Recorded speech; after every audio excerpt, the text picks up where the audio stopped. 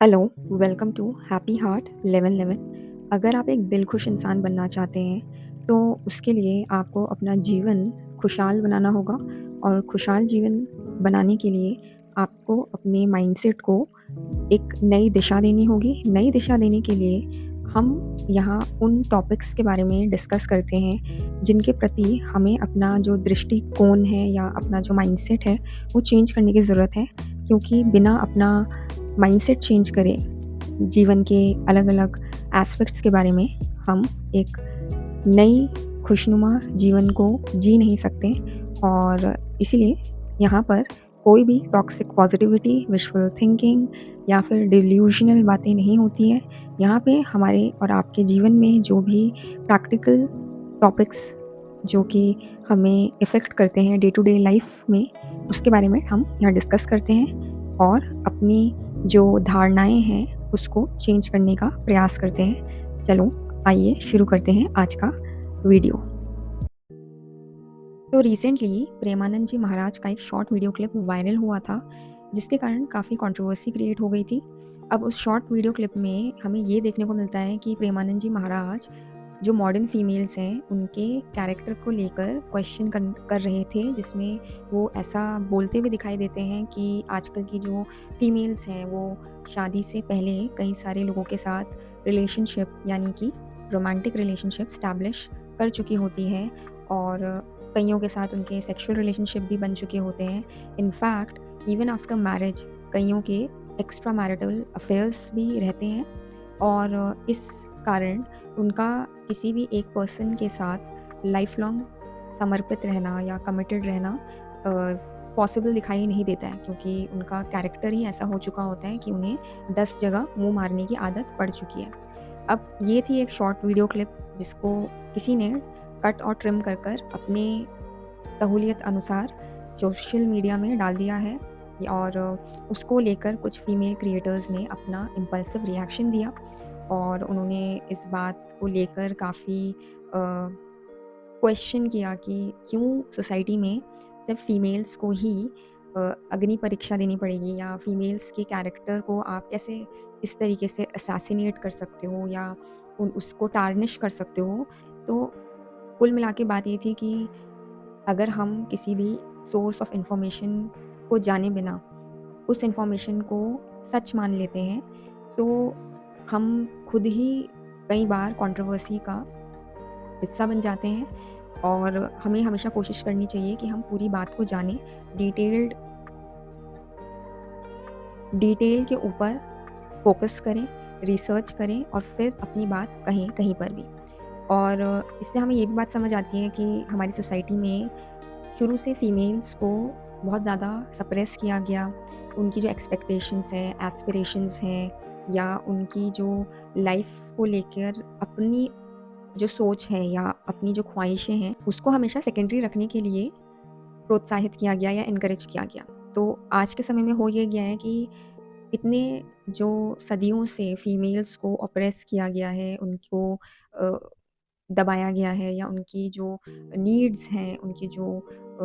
Desires हैं, उसको जब अंडरमाइन किया गया है, तो आज के समय में फीमेल्स भी ये सोच रखती है और रेबेलियस हो चुकी है कि भई अगर mails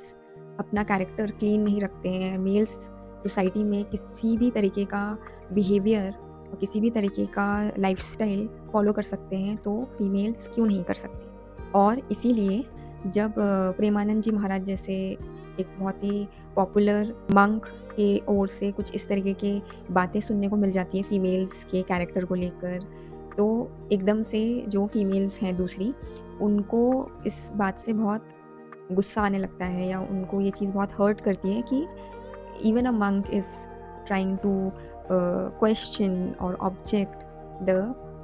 character of a woman और या फीमेल्स को समाज में कैसे रहना चाहिए, कैसे नहीं रहना चाहिए या एक तरीके से जनरलाइज़ कर देना कि मॉडर्न सारी फीमेल्स ही कैरेक्टरलेस होती हैं या किसी के साथ भी सोने के लिए तैयार हो जाती हैं या उनके मल्टीपल रिलेशनशिप रहते हैं, ये गलत है। तो यही है कि अगर आप पूरी बात को नहीं जानोगे तो इस तरीके से आपका एक बायस्ड रिएक्शन आ जाता है या इम्पल्सिव रिएक्शन आ जाता है। इसके लिए हमें ज़रूरी है कि हम पूरी जो इन्फॉर्मेशन है उसको जानने की कोशिश करें और उस इन्फॉर्मेशन को या उस बात को किस कंटेक्स्ट में कहा गया है उसको भी जानें before giving any opinion about it. दूसरी चीज़ ये होती है कि why females have to keep themselves restricted or limited when it comes to establishing romantic relationships or sexual relationship और retaining virginity। तो इसको लेकर जो मेरा मानना है वो ये है कि it's not for the society. Society को कंसिडर कर कर फीमेल्स को जो ये सारे जो क्राइटेरिया हैं वो फुलफ़िल नहीं करने हैं। It is more for the benefit of the female. वो कैसे, वो अभी हम समझते हैं। हमें ये समझना होगा कि मेल और फीमेल की बॉडी अलग-अलग है। मेल की बॉडी बायोलॉजिकली डिफरेंट है, फीमेल की बॉडी बायोलॉजिकली डिफरेंट है। A male doesn't have to conceive a child and therefore the body structure and the hormones and everything inside a male body is very different than a female body. Now, because female body is given this responsibility by nature and is capable of conceiving a child and creating a new life inside of her, उसकी body में जो hormones का secretion है या जो organs हैं या body का जो पूरा एनाटमी है वो मेल से डिफरेंट है। तो considering that, because you are able to conceive a child after you are indulging into some physical relationship with one person multiple times or with multiple persons in a certain phase of your life, you would always have this tension in your mind, or you would always have this fear of getting impregnated without your willingness to bring that child in the world. तो इसकी वजह से तुम्हें हमेशा एक tension रहेगी और एक क्वेश्चन तुम्हारे माइंड में हमेशा रहेगा कि कहीं तुम अनवांटेड प्रेगनेंसी का शिकार ना बन जाओ, और उसको ही रोकने के लिए तुम कॉन्ट्रासेप्टिव मेथड्स का यूज़ करती हो, जैसे कि सबसे कॉमन जो है वो है कॉन्ट्रासेप्शन पिल्स को लेना और अनवांटेड प्रेगनेंसी को अवॉइड करना। अब कॉन्ट्रासेप्शन पिल्स की अगर हम बात करें तो जो गायनाकोलॉजिस्ट्स होती हैं वो भी ये रेकमेंड करती है कि चाहे आप मैरिड हो चाहे आप अनमैरिड हो, you should avoid taking these pills on a regular basis. It's only once in a blue moon कि you were not having any other option and you have to opt for this option because होता क्या है कि जब आपकी body ready हो रही होती है प्रेगनेंसी के लिए, तो आपकी बॉडी डिफरेंट तरीके के हार्मोन्स सेक्रिएट करना शुरू कर देती है to support that pregnancy inside your body, inside your reproductive organs. और जब आप इस तरीके की एक आर्टिफिशियल बर्थ कंट्रोल पिल को कंज्यूम करते हो, तब आप आर्टिफिशियली अपनी बॉडी की जो नेचुरल प्रोसेस है of secreting those hormones supporting that pregnancy, उसको हॉल्ट पे लेके आते हो, उसको ऑल्टर करते हो। और जब आप ऐसा मल्टीपल टाइम्स करते हो तो आपकी बॉडी में काफ़ी ज़्यादा डैमेज होता है, वो ट्रॉमा से गुजरती है। आपका ना सिर्फ रिप्रोडक्टिव हेल्थ ख़राब होता है, इनफैक्ट आपकी ओवरऑल बॉडी की हेल्थ भी डैमेज होती है। और इससे आपका स्टैमिना, आपका विगर, आपका यूथफुलनेस, आपकी बॉडी में जो एक एक्टिवनेस है वो रिड्यूस होने लगती है, because your body has gone through a sudden change which was not meant to happen if you wouldn't have consumed those pills and halted that natural process which was happening inside of your body, and you have done it multiple times। और इसका एक और सबसे बड़ा जो नुकसान आपको आगे जाके फेस करना पड़ेगा वो ये है कि जब आप एक्चुअली में चाहोगे कि you should conceive a child, you would find it difficult because your hormones have got disturbed so many times when it was in that process of conceiving and making a child inside of you, that when now you actually want to go for that whole process, your body might reject it, or your body might not support that whole procedure or that process which might have taken naturally otherwise। The next option which females go in case of unwanted pregnancy, that they have conceived and it has crossed a certain duration of time where now you cannot stop it just by consuming a contraceptive pill, they go for abortion। And if you might have any idea about the whole procedure of abortion, it's traumatic, it's not something recommended by any gynec as a go-to option to avoid pregnancy। It's only in very urgent cases where the body can't sustain that pregnancy, or it's not going to uh, be fruitful to go for that pregnancy because it might have ill effect in the formation of the fetus or anything like that. Now, if a person is going through the procedure of abortion, which is artificial halting of the growth of that fetus which is forming inside of your body, it can lead to lifelong reproductive damage, which would take away the ability from you to become pregnant in the future.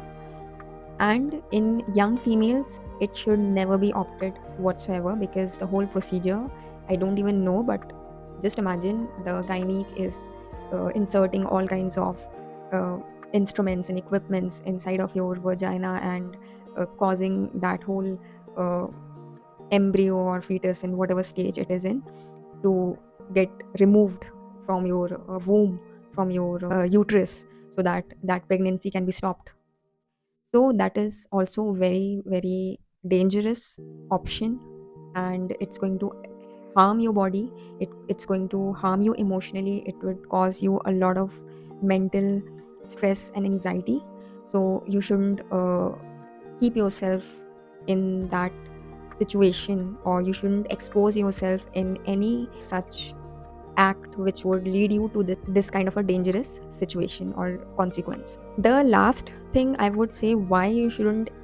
indulge in a sexual relationship or in any romantic relationship casually with people or with one person before marriage, because males are not that emotional as females. Once you indulge into a sexual act with a male, even though you do it casually, after that you would unnecessarily develop emotional attachment with that person. And the fact that that male was never interested in having a serious relationship with you, or to convert that casual romantic relationship into a marriage, it would lead you into depression. It would cause you a lot of emotional damage. और इसको support करने के लिए मैं ये कह सकती हूँ कि आप अपनी किसी भी फ्रेंड या किसी भी नोन फीमेल से जाके पूछो जिसने इस तरीके की चीज़ बिना सोचे समझे करी, out of rebellion, out of thrill, out of some trend or something, or out of influence from their partner or friend. They have gone through hell emotionally. They feel used, they feel guilty, they have that sense of self hatred towards themselves. And आप खुद देखोगे in general, जब आप किसी का breakup का सुनते हो, तो it is the female who is not able to overcome that phase, or is not able to forget that person with whom she has experienced that breakup, because उसके hormones इस तरीके के हो चुके होते हैं, वो सारे कर्म कांड कर कर, कि वो उस इंसान के साथ विदाउट एनी लॉजिकल रीज़न भी इतनी ज़्यादा अटैच हो चुकी होती है कि वो अब उसको भूल नहीं पा रही है, वो यूज्ड भी फ़ील कर रही है, वो गिल्ट में भी है, वो सेल्फ हेट्रेड भी फ़ील कर रही है, और वो स्टक फ़ील कर रही है, वो आगे नहीं बढ़ पा रही है। So this is something important that female understand that following certain rules or precautions or certain norms is not necessarily meant to convince the society or to get any certificate of character from the society or your relatives or your friends. It's for your own good. It's for your own good that you should avoid such incidents or such acts or such situations where you would end up in a rut in the later stage of your life, or you would self sabotage yourself, because females are very emotional. और females का ऐसा है कि वो बहुत जल्दी influence भी हो जाती हैं, और दूसरों के इन्फ्लुएंस में जब वो कुछ आकर कर लेती है तो उसको उस चीज़ का पछतावा भी बहुत ज़्यादा होता है, बहुत दिनों तक उस चीज़ का ग्रज रहता है, और इसके कारण आपकी जो हेल्थ है ओवरऑल ख़राब होने लगती है, और आपकी पूरी जो लाइफस्टाइल है या लाइफ है, it becomes very miserable. That too because of your own actions which you took out of rage, out of rebellion, out of influence, and out of some thrill. The last thing I would say, that your body is your own property. your first home, as I said, and it should be kept neat and clean, hygienic, healthy, sacred, and you should take any decision whether to establish any sexual relationship with anyone before marriage or not, but you should also be aware and prepared to face the consequences of that decision later in your life, even when your partner or the person who was your partner in that crime, I would say, would not support you in the later stage. और last में मैं एक चीज़ ये भी बोलूँगी कि why it is important that a female should always wait for the marriage to happen and then take this decision to establish a sexual relationship with the partner, because after marriage the male partner becomes responsible for any consequences such as a pregnancy, and in such case if it happens, you would be safe and secure. Your child would get a proper upbringing like any other child. It would not face the social stigma of being born as a illegitimate child, because just imagine if your mother would have done something like that before marriage, and due to that if you would have been born, आपको कैसा feel होता? Would you feel proud about your mother? Would you feel proud about that fact that you are a child born out of a casual relationship which your mother had with some random man? And if not, then considering that fact, you shouldn't go for such casual relationship and keep your life cultured and civilized. So girls, आपको कोई social norm follow नहीं करना है, किसी से character certificate नहीं लेना है, आपको ना तो लड़कों की बराबरी करनी है, ना ही लड़कों से आगे जाना है। आपको अपने आप को सेफ रखना है और आपको इंश्योर करना है कि आप लाइफ में ग्रो करो, प्रोग्रेस करो, वो सारी चीज़ें अचीव करो जो आप करना चाहते हो, और always make your well being your priority, not any validation, any confirmation, or any external motivation as a foundation of your life. और जो भी करो, इस बात का ज़रूर ध्यान रखो कि उसमें तुम्हें फ़ायदा हो रहा है या नुकसान हो रहा है, because female need to become more aware of their well-being, and rather than being emotional, be rational, so that you can choose when you have to be emotional and when you have to be practical. In the modern world, we have to learn to become a balanced personality.